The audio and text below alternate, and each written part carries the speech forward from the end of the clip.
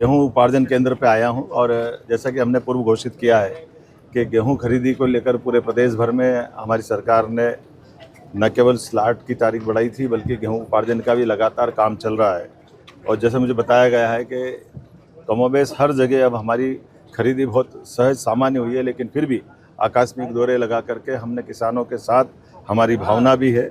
और जैसा जानकारी आ रही कि अब नियमित अंतराल से 7 दिन के अंदर भुगतान भी हो रहा है और लोगों का माल तुलाई का काम भी चल रहा है। ऐसे में कांटे भी बढ़वाए गए, सुविधा भी बढ़वाई गई और मुझे बताया गया था कि वेयर हाउस के अंदर जो क्षमता अगर बढ़ा दें तो ये बारिश जैसा मौसम असामान्य वर्षा के कारण हो रहा है तो वो क्षमता भी बढ़ जाएगी। तो आज हमने उसके ऑर्डर भी निकाल दिए कि वेयर हाउसों में क्षमता बढ़ा करके किसानों को किसी प्रकार की कोई तकलीफ नहीं होना चाहिए। यशस्वी प्रधानमंत्री के नेतृत्व में जब हम अपने इस किसान कल्याण वर्ष को मध्य प्रदेश की तरफ से हमारी सरकार मना रही है, तो ऐसे में हमारा प्रयास है कि सब प्रकार की सुविधा किसानों को मिले, हमारे क्षेत्र के अंदर सहज उपार्जन हो।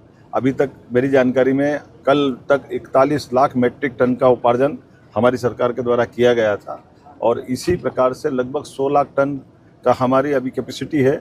हम इसको और भी बढ़ा सकते हैं। इसलिए मैं किसान भाई बहनों से कहना चाहूँगा कि अपने अपने तोल कांटे पर जा कर के तोल कराने से लेकर के सारी प्रक्रिया में सहज सामान्य होकर के मदद करें और कोई कष्ट हो तो जरूर जिला प्रशासन से संपर्क करें। हमारे जिला प्रशासन के द्वारा कंट्रोल रूम की स्थापना भी की गई है और रोज़ मॉनिटरिंग कर रहे हैं हर हालत में।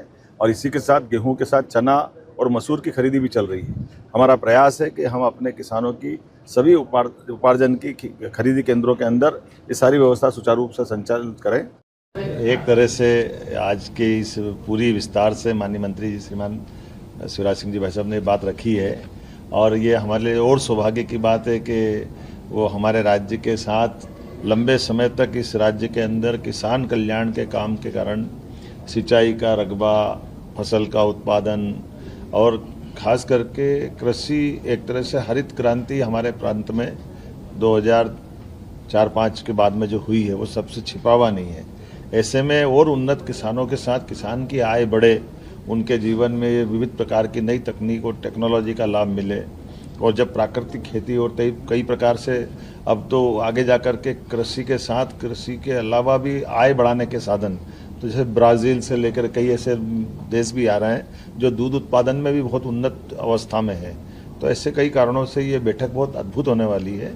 अपने राज्य को भी लाभ मिलेगा, देश का मान सम्मान भी बढ़ेगा, हमारे लिए गौरव की बात। आज के इस दौर में जब मैं आपसे बात कर रहा हूं तो सच में इस बात की प्रसन्नता के ग्वालियर के अंदर समाज के आधार पर सबके सहयोग से वो जो 41 में आज़ादी के पहले यात्रा प्रारंभ हुई थी, आज वो विश्वविद्यालय की तरफ ये कदम बढ़ते दिखाई दे रहे हैं। तो मैं आपको आश्वस्त करता हूं राजेंद्र जी, बिल्कुल समाज का सहयोग मिलेगा और सरकार का भी सहयोग मिलेगा। हमारी तरफ से कोई और कसर बाकी रहने वाली नहीं। हमें तो इस बात की प्रसन्नता है कि ये प्रदेश का हमारा इस विचार परिवार का पहला विश्वविद्यालय है और पहला विश्वविद्यालय तो उतनी गरिमा गौरव के साथ तो बनना ही चाहिए और इसी गालों के नाम पर वो विश्वविद्यालय है, इसलिए उसका आनंद बढ़ जाता है। मैं माननीय महामहिम जी को भी धन्यवाद देना चाहूंगा। अब हर साल हर विश्वविद्यालय में शिक्षा मंत्री जी भी है, हमारे समय से परंपरा चालू की, अभी भी चालू है और ये चालू की कि हर साल दीक्षांत समारोह होना ही चाहिए। ये सच में शिक्षा के साथ समाज की जागरूकता के आधार पर शपथ दिलाते हुए उस परंपरा को तो स्थापित कर रहे हैं, लेकिन सच में अभी और बहुत काम करना बाकी है। ऐसे समय में शिक्षा के लिए आपके जीवन में शिक्षा का क्या महत्व है, उसको किस तरह से देखना चाहिए, ऐसे बहुत सारे प्रकार से।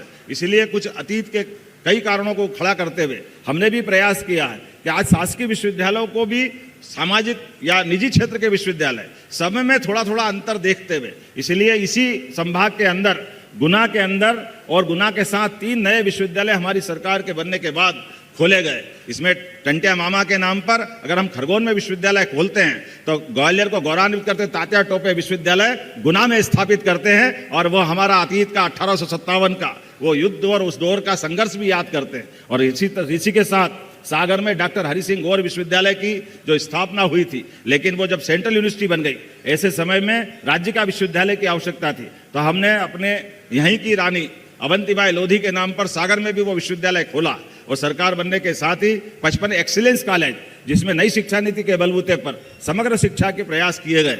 आज के इस अवसर पर जब मैं आपके बीच में बात करने के लिए या अपना विषय रखने आया हूं, तो पुनः आज इस अवसर पर इस नए संस्थान के प्रति शुभकामना देता हूं, जहां 5000 से अधिक विद्यार्थी पढ़ रहे हैं और ये समिति शिक्षा की अलग जगा रही है। आइए हम सब इस सुप्रसंग के अवसर पर अपने अपने स्तर पर सहयोग करते हुए निश्चित रूप से जो संकल्प लिया है कि अगले साल गुरु पूर्णिमा तक ये संस्थान खड़ा हो जाए, मेरी अपनी ओर से बहुत बहुत बधाई। भगवान की दया से गेहूं का बम्पर उत्पादन हुआ, तो बम्पर उत्पादन हुआ ये भगवान की कृपा है। 2 साल के अंदर पिछली बार 75 लाख मीट्रिक टन खरीदा था, इस बार हम 100 लाख मीट्रिक टन खरीद रहे हैं। जोरदार अभिनंदन करो, ये हमारी सरकार का भाग। और तीसरी फसल भी अगर उड़द की लगाओगे तो 600 रुपए का बोनस। किसान भाइयों के लिए बड़ी खुशखबरी, सीएम कल्याण 14वीं की तारीख फाइनल, आपके खाते में पैसा डलने वाला है 9 तारीख को। 9 मई को जो किसानों के खाते में 14वीं किस्त आनी है, 83 लाख किसानों के खाते में 2-2 हज़ार रुपये डलेगा। ये बड़ी खुशखबरी है 14वीं किस्त के अंतर्गत। साथ ही लाडली बहनों के खाते में पैसा जो है आपके खाते में आने वाला है 11 मई को। 11 मई को आपके खाते में लाडली बहना योजना की 36वीं किस्त जारी होगी 1500 रुपये की। और भी कई बड़े ऐलान माननीय मुख्यमंत्री डॉक्टर मोहन यादव ने किए हैं। से किसान के साथ भविष्य की संभावना के काम हो सकते हैं, इसलिए बिजली में भी मुझे इस बात की प्रसन्नता है। आने वाले समय में जैसे ही बरसात की सीजन जाएगी और फसल का टाइम आएगा, हमारी सरकार के माध्यम से केवल दिन में ही बिजली देंगे सारे किसानों को। जोरदार अभिनंदन करें, रात में पानी फेरने की जरूरत ही नहीं, केवल दिन में आनंद के साथ बिजली देने का काम हमारी सरकार करने वाली है। और बोलने के लिए तो मैं बहुत देर तक बोल सकता हूं। सिंवत्सर 2028 आने वाला है और अब की बार का सिंवत्सर का तो वो आनंद रहेगा कि सारे रिकॉर्ड टूटेंगे। हमारे परमात्मा की दया से ये हमारी सरकार की भावना है और भगवान का आशीर्वाद है। ऐसे समय में जब हम आपसे सिंवत्सर की तरफ बढ़ रहे हैं, ऐसे में सारे रोड का लाभ मिलेगा, सभी प्रकार की योजनाओं का लाभ मिलेगा। और अपनी ओर से मालवा का शब्द केवल शब्द नहीं है, ये हमारे समृद्धि का है, हमारे धैर्य का है, पराक्रम और पुरुषार्थ का है। अतीत के रिकॉर्ड है, विक्रमादित्य से लगे राजा भोज तक, महारानी अहिल्याबाई से लगा करके होलकर महाराज तक, हर काल हर युग में मालवा ने जो किया कमाल किया है। तो इसलिए इस इकोनॉमिक कॉरिडोर के माध्यम से भी एक नया रिकॉर्ड बनेगा। उसको ठीक से दाम दिलाने का काम भी हमारी सरकार के माध्यम से लगातार कर रहे हैं। ऐसे में मैं जब देख रहा हूं इस तरफ से, तो आज मध्य प्रदेश देश में 3रे नंबर के है दूध उत्पादन में, लेकिन धीरे धीरे करके दूध की राजधानी बनाएंगे। मध्य प्रदेश को दूध की राजधानी नंबर 1 के स्थान पे ले जाएंगे।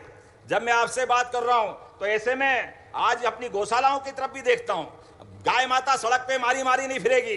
जो गाय माता खेतों में और कई जगह घूमती है, दूध से वंचित और बूढ़ी हो जाती है, अपाइश हो जाती है, ऐसी गौ माता को गौशाला में पहुंचाने का काम हमारी सरकार के माध्यम से कर रहे हैं। और 20 रुपया गौ माता जो देते थे, अब 40 रुपया गौ माता गौशाला को देने वाले हैं। जोरदार अभिनंदन करें गौ माता के लिए, यह हमारी सरकार का निर्णय है। गौ माता के लिए अगर चारा भूसा का प्रबंधन कर रहे हैं तो यह हमारी ड्यूटी है, यह हमारा फर्ज है। इसीलिए अब बड़ी बड़ी गौशाला भी खोल रहे हैं।